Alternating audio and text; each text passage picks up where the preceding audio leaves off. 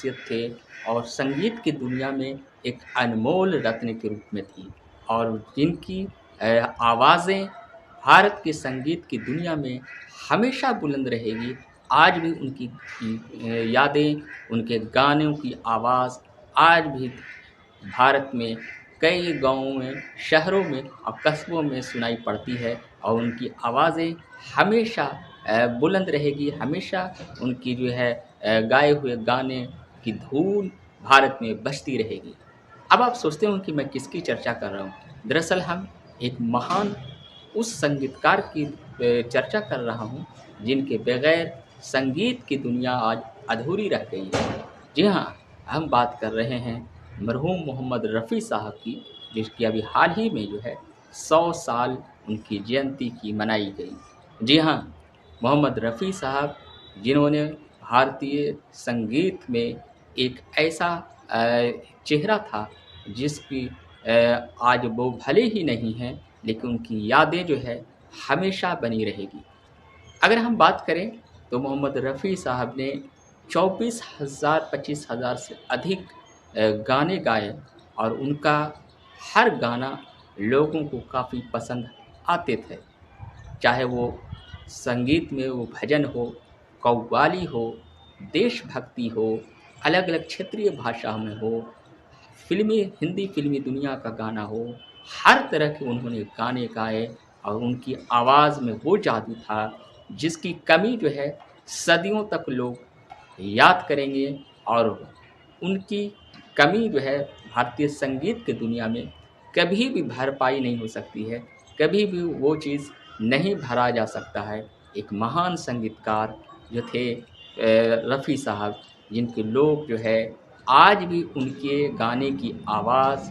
भारत के अलग-अलग शहरों में, गाँव में, कस्बों में हर दिन उनकी आवाज़ें गानों की सुनाई पड़ती है और उनकी गानों की आवाज़ हमेशा बजती रहेगी और हमेशा लोग उसे याद करेंगे। आइए जानते हैं रफ़ी साहब का जो अभी हाल ही में 100 साल बर्थडे के तौर पर कई संगीतकार लोग और रफ़ी साहब के गानों के जो प्रशंसक हैं, कई तरह के कार्यक्रम का आयोजन कराया और उनका जन्म जो है अमृतसर ज़िला में जो है 1924 में हुआ था। जी हाँ, और जो है स्पेशली जो है वो जो है 24 दिसंबर को अभी जो है 24 दिसंबर 2024 को उनका जो है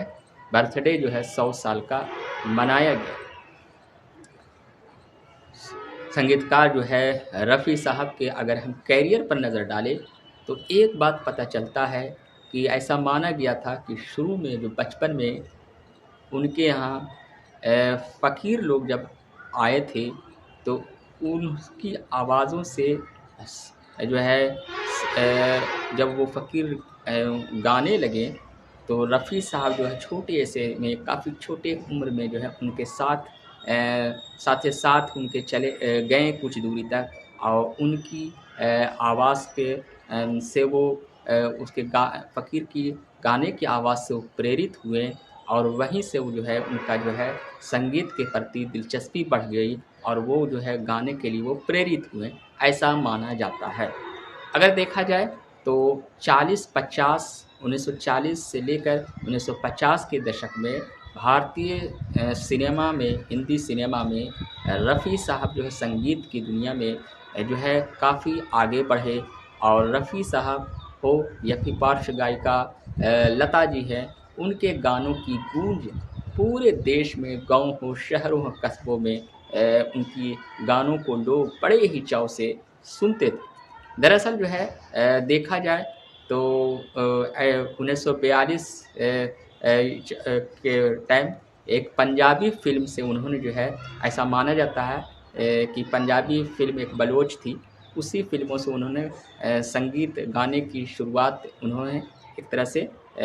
जो है राष्ट्रीय स्तर पर उनका एक पहचान बनी। धीरे-धीरे कई गानों को उन्होंने गाया और बहुत से सैकड़ों गाने उनके ऐसे हैं जो काफ़ी मशहूर गाने हैं और वो गाने को लोग जो है सदियों तक पसंद करते रहेंगे और उनका गाना बजता रहेगा।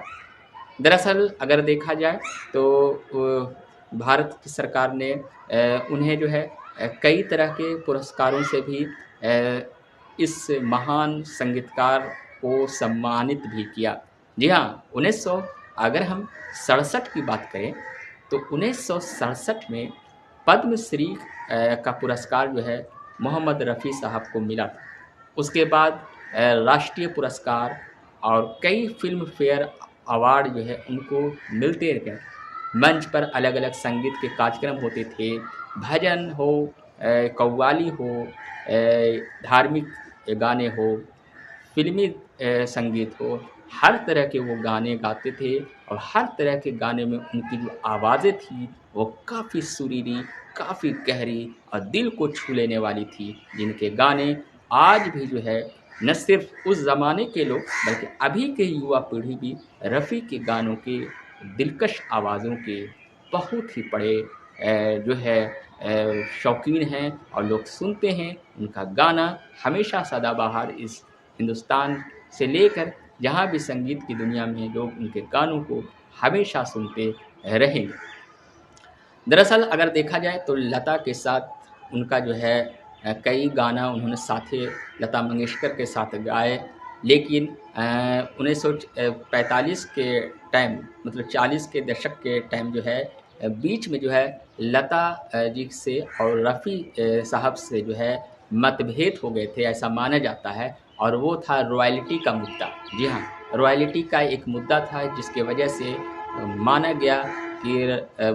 लता और रफ़ी साहब के बीच 4 सालों तक बातचीत नहीं हुई और दोनों अलग-अलग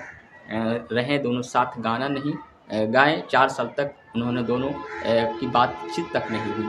आखिरकार बाद में जो है कई लोगों के जो है प्रयास से, कोशिश से फिर दोनों को मिलवाने की कोशिश की गई और फिर बाद में फिर जो है रफ़ी और लता के साथ कई गाने गाए गए। दरअसल जो है लता मंगेशकर की आवाज़ के भी लोग शौकीन थे और रफ़ी साहब के अगर ये दोनों साथ गाते थे तो गानों की जो मधुर आवाज़ें और संगीत का जो दिलकश क्रेज़ था वो जो है बना रहता था। लोग काफ़ी खुश होते थे क्योंकि दोनों की आवाज़ों में गहराई थी। दोनों जो है भारतीय संगीत के अनमोल रत्न के रूप में जाने जाते हैं। अब ये भी सवाल ये भी उठता है कि रफ़ी साहब जो है स्पेशली जो है उन्होंने जो रॉयल्टी के मुद्दे पर लता मंगेशकर के साथ जो मतभेद हुआ था वो हम ये बताते चले कि रॉयल्टी एक ऐसा एक मुद्दा था जिसमें लता जी ये चाहती थी कि गानों में एक एक रैंकिंग की तरह रॉयल्टी के तौर पर उसे कोई गाने को रॉयल्टी घोषित किया जाए, मतलब एक तरह से रैंकिंग की तरह कहा जाए ताकि जो है अलग अलग तरह के क्वालिटी के जो अच्छे क्वालिटी के गाने हैं उसमें उस गाने की रॉयल्टी मिले और उसमें उन्हें पैसे एक्स्ट्रा मिले। रफ़ी साहब नहीं चाहते थे कि वो जो है एक्स्ट्रा जो है रॉयल्टी के नाम पर पैसे को हम लें स्टूडियो में, तो इसी वजह से दोनों में मतभेद हुआ था रॉयल्टी के मुद्दे पर। लेकिन बाद में जो है कुछ लोगों के प्रयास से जो है रफ़ी साहब और लता के बीच सुलह कराई गई और बाद में फिर दोनों एक साथ कई गाने गाए। अगर हम 44-45 1945 के हम बात करें तो रफ़ी साहब जो है मशहूर संगीतकार जो है स्पेशली नौशाद के साथ उन्होंने काफ़ी अच्छा काम किया और साथ ही उन्होंने गाए। नौशाद साहब जो है वो जो है रफ़ी साहब को जब गाने के लिए अपने पास रखें और दोनों जब साथ गाए तो कहीं न कहीं जो है कई बार नौशाद साहब ने तारीफ़ की कि आज तक हम ऐसा संगीतकार को नहीं देखा है जिसके संगीत में तो कला तो है ही, एक पैशेंस भी है और एक जुनून भी है और एक उत्साह भी है। तो उन्होंने कई बार जो है नौशाद साहब ने रफ़ी की हमेशा यादें और उनकी जो है तारीफ़ और उनकी प्रशंसा की थी। 31 जुलाई 1980 को रफ़ी साहब इस दुनिया से अलविदा कर चुके। हज़ारों लाखों लोग जो संगीत से मोहब्बत रखते थे, जो म्यूज़िक से मोहब्बत रखते थे, जो संगीत की दुनिया में उनकी आवाज़ के कायल थे, उनकी आँखें नम हो गई और लोग जो है एक भारतीय संगीत का एक अनमोल सितारा हमेशा के लिए इस दुनिया से चला गया, उसकी गाने की आवाज़ें आज भी सदाबहार है और हमेशा रहेगी और लोग रफ़ी साहब को हमेशा याद करेंगे। शुक्रिया।